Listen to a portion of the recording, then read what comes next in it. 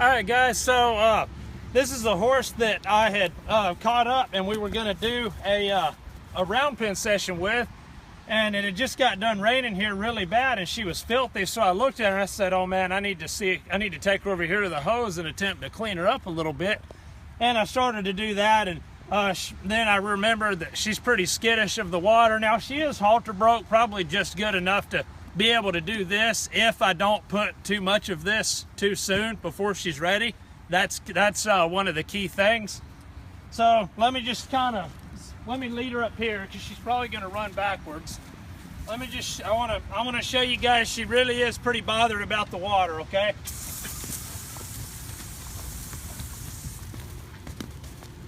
Okay, what I wanted you to notice there is my approach. I just kind of, bah! You can't do that with ones like this, okay? Until they get more sure of it. Now, watch the different approach here, okay?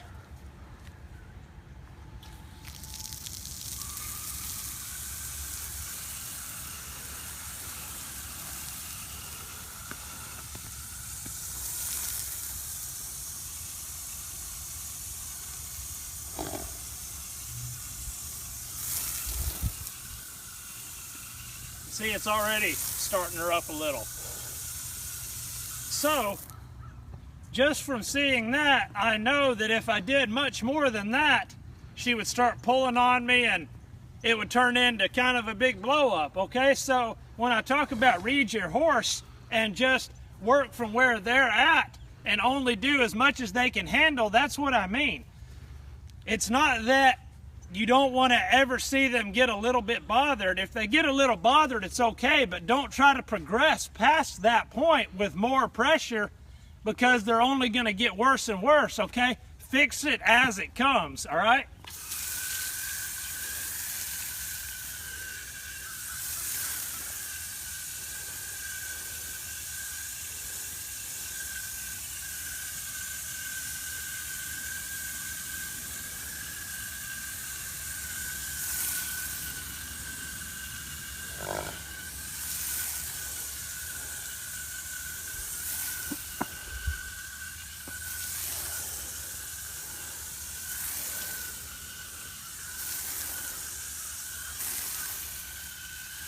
There, she kind of quit going sideways for a minute, so I'll ease off for just a second. Okay, there, you see her chewing right there. The reason I eased off is because she went from going left and right to standing still for a second. Now, notice, there, that was good, so just be happy with that for a second or two. Now, notice when I start back up with this and she starts to get a little bothered again, I'm not going to ease off because then I would actually make her worse. But I'm not going to do any more, okay? I'm just going to stay right where I'm at, okay? See how much hose we got here. Oh yeah, we got quite a bit.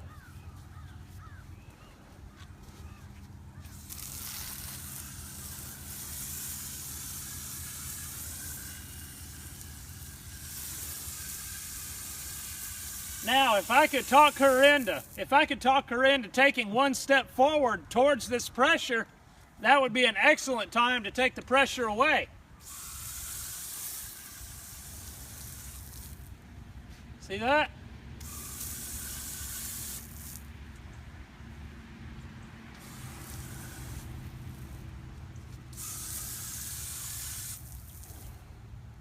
So you're doing the opposite. Normally a horse would think, well, to make it quit, I need to get away from it. That's why it's so important that when they go to move around a little bit, when you're trying to get them used to something, that you don't allow your horse to move away from it. Yes, you do want to allow your horse to move his feet, but when your horse moves his feet, you go with it. Therefore, they still get to move their feet, so they still have their self-preservation and their flight instinct is all right, but they don't feel confined. But at the same time, you're not actually letting them find a release by moving their feet to get away from it. Let me give you a small example.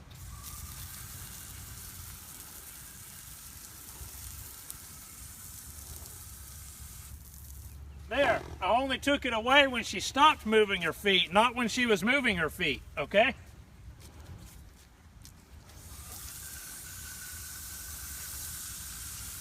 Now that time I asked for 2 steps.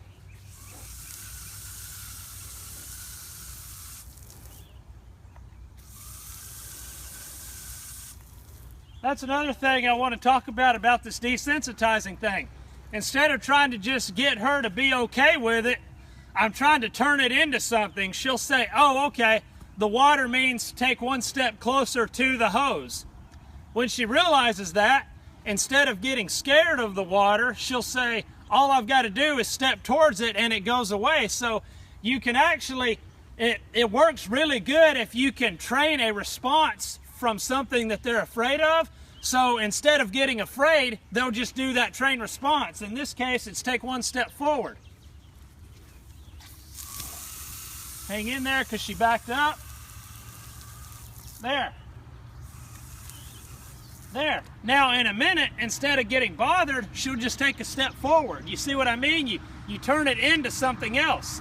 So instead of them just saying, well, I guess he wants me to ignore it. No, you can give them, you could get them thinking and get them to say, okay, well, he wants me to do something. Now when doing this thing, it works really good if you start at the bottom and work your way up. So now we're going to come in and we're going to start working on her front feet.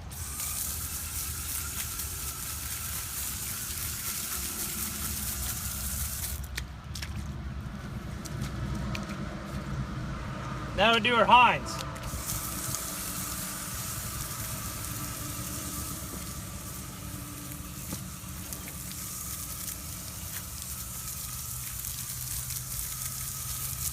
There, noticed I did not stop while she was evading. I stopped when she accepted, okay? So see, it's the timing, the approach, and how much pressure you put on. You don't want to put on more pressure than they can handle, but by doing it like this, you get to where every time they can handle that much more.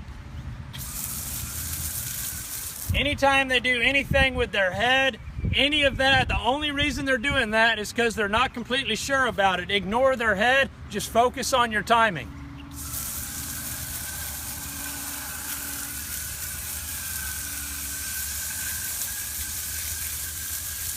Now, we're going to do another, if I can do this, back up just a little bit there.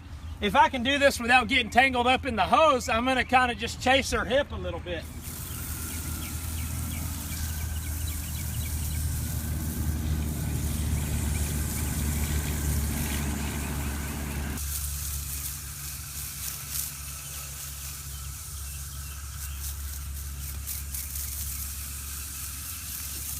Now, if she started moving around right here, you guys just try to think for a minute and tell me, if this horse started to move, what should I do? Should I release the pressure and back off so she doesn't, ever get a little bit bothered? Or should I hang in there but not put any more pressure on her and just kind of hang right there until she kind of relaxed a little bit?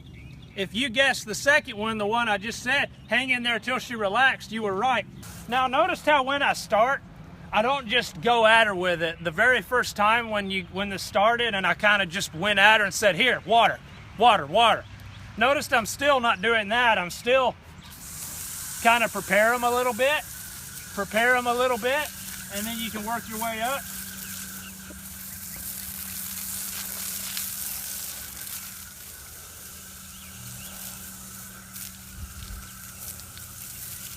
Now, she kept her feet still for, a pretty good amount of time, so you can stop for a minute, rub her, go to this other side, prepare, and then you can amp it on up.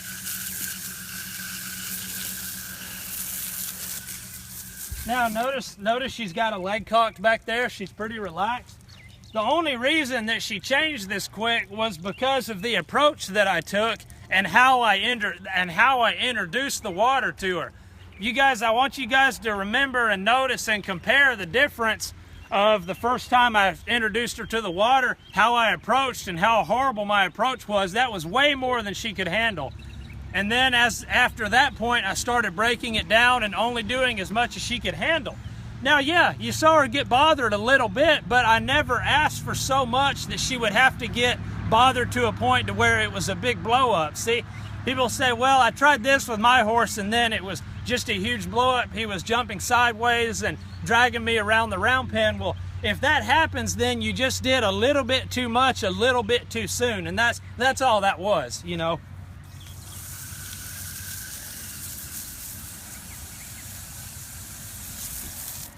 You noticed every time that she wanted to move her feet, I didn't try to stop her. You allow them to do that. Sometimes I even asked her to move her feet when I'd hold my hand out like that. A horse being able to move its feet is what makes them get calm so fast. That's why when you saddle colts and you desensitize, sack out, saddle one for the very first time or the next 6 or 7 times, you just drape it over your arm and you never tie him up hard. You want your horse to know that if he gets a little bothered, he can move his feet around a little bit. That's what makes this work so well. The last thing you want to try to do is make them stay. The more you try to make them stand there and take it, it works like a pressure cooker. And it might blow up on you in the next 10 minutes, or it might blow up on you 3 years from now, but it'll blow up. That's why I'm so intimate in the website and all these things about making sure your horse can gain speed, so you'll stay safe when you go out and ride. You know? I think it's adamant. Adamant. You said intimate. Intimate. Oh, yeah. Adamant. I think that's something you get with your wife or something. Now, next episode we'll be teaching horses vocabulary. Okay, now I'm going to try to move in a little closer to her and amp it up a little more.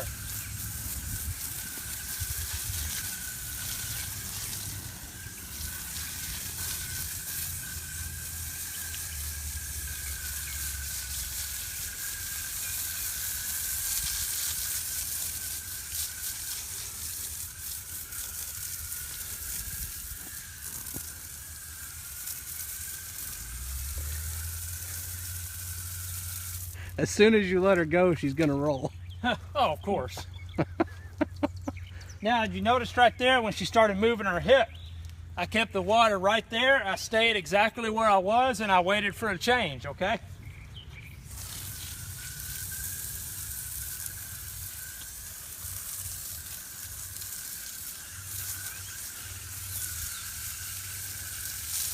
Now we'll come around to this other side and we'll check out her hip.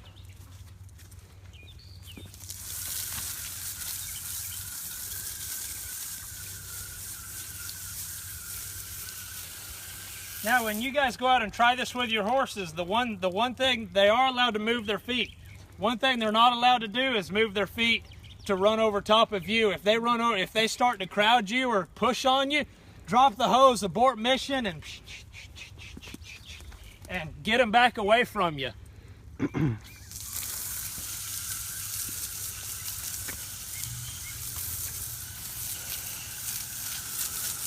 Now I might just ask her if she can kind of give me this right side a little. Watch here, my hand. There's a release. There's a release. Good.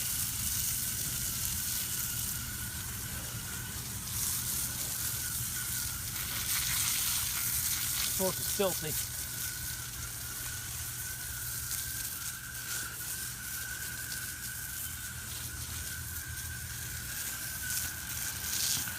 Okay, now we found a little spot. She's a little bothered when it starts to hit the top of her hind end. So we'll play with this for a second.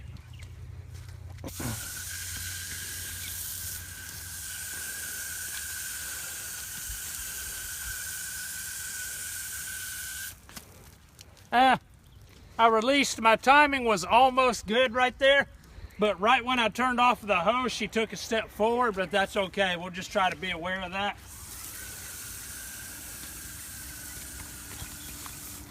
Yeah, so we found a little spot right there, okay?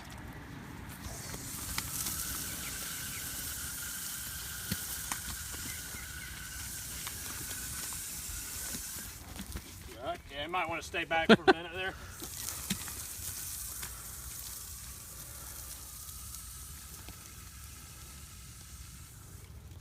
Good, right there.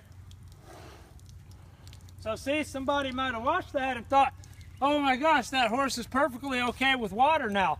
Well, no, see, we found another little spot right there. And right. Why are those, I imagine a lot of people might be wondering, you can pretty much wash her off. So Yeah. why is it important, like that one little spot? Why is it important to make sure you get that one little spot cleaned up? Because it's that much of a hole. The hole being her being okay with being washed off and being okay and acceptance of a water hose and all this what we're doing. But there's that much of it that she's still not okay with.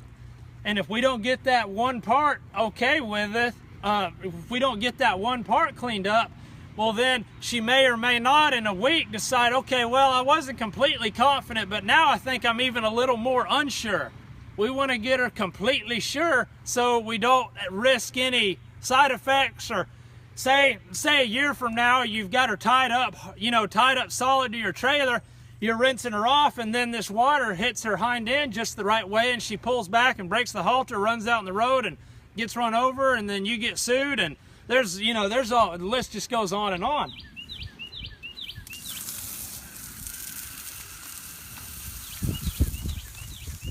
Yep. I'll wait till you get clear there. I'm good. You good? Okay. I'm good.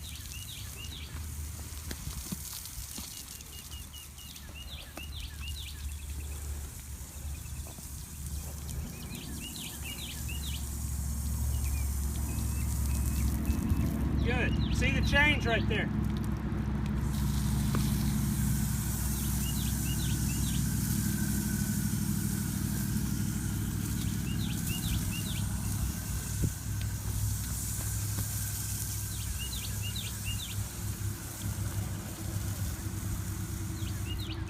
There's the change. See, you're just waiting for them to find it. You're waiting for that other horse to show up. See, now I'm going to see how long she can hold it. And you would keep going from this. You guys probably think she's starting to be okay with the water, don't you? Now, we won't cover this time. You've already seen what to do, but Jared, back up a little bit. Yeah, sure. You guys think she kind of looks like, okay, she's good with water now. I can probably spray her off now. Watch this.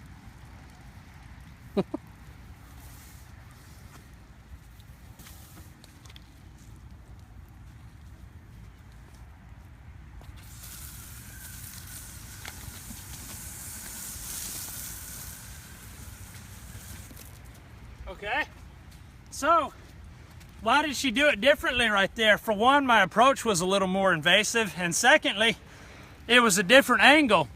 Up to this point, I've stood up here in front of her and just reached to her hind end. That time I was right at her hind end, spraying right at where she had that one little bothered spot, and I was standing right beside it. The angle was different. So see, you would progress with this. But when I talk, a lot of confusion can go into that, and it can be the same way about, well, my horse rides around fine, he was doing just fine, and then all of a sudden he spooked and then bolted, and then I tried to get him stopped, and when I was trying to get him to stop, he started bucking and he bucked me off and I broke something. It can be that same way. So a big part of this deal and knowing that you're safe is being able to think of that and think, okay, well, I gotta get every single bit of it good. Same deal for speeding up or saddling or mounting or anything.